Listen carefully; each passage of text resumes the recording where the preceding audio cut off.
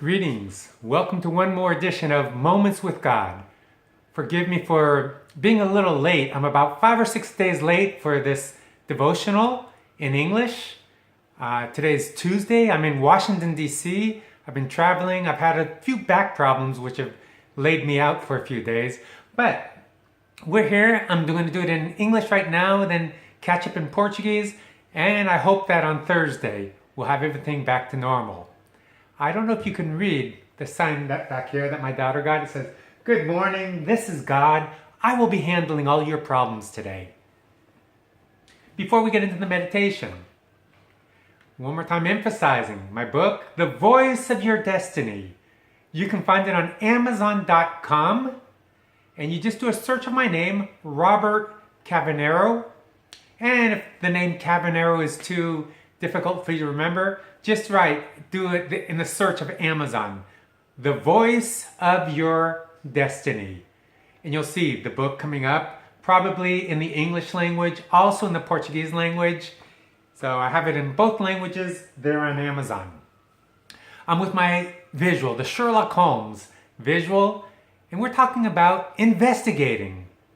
Where is Christ? Because many times you go into a church and you see everything, unfortunately, except for Jesus.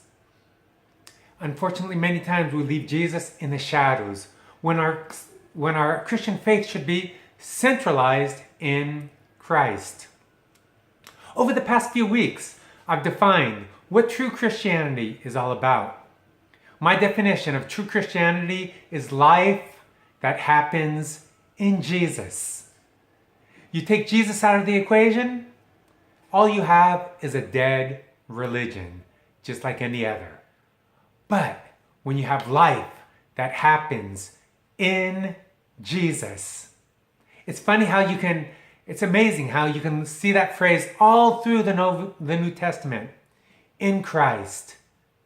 I can do all things in Christ who strengthens me. If any man be in Christ, he is a new creature. Old things are passed away. Behold, all things are become new. The secret is being in Christ. One of the things that I emphasize in my book, The Voice of Your Destiny, is the power of our words. It says in Proverbs that life and death are in the power of the tongue. And whether you know it or not, as you're growing up, certain voices speak to you. And the voices that you hear inside your heart are the voices that are going to determine your destiny.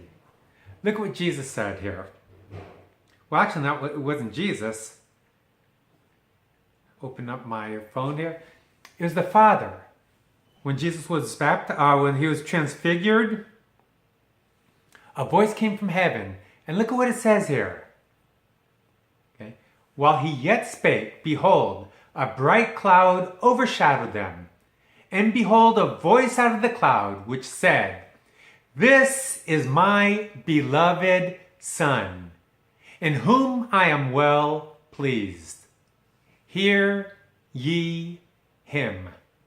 Okay? The New International Version says, "Listen to him." King James, that I've read ever since I was converted. Hear ye him. Hear him.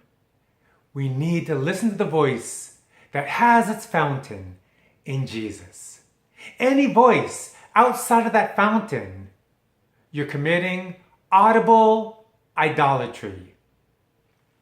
I'm in the process of making this book into a video course. First in Portuguese and then in English. So that you could actually go through, do the assignments, identify the voices which are influencing your destiny. Hear ye him. It's amazing how many times you go into a church and you get sidetracked. And I'm not just pointing at any old person, I'm pointing back at myself. Many times, so easy to get sidetracked when the definition of the Christian life is life that happens in Jesus. Or life in Jesus. He is our focal point.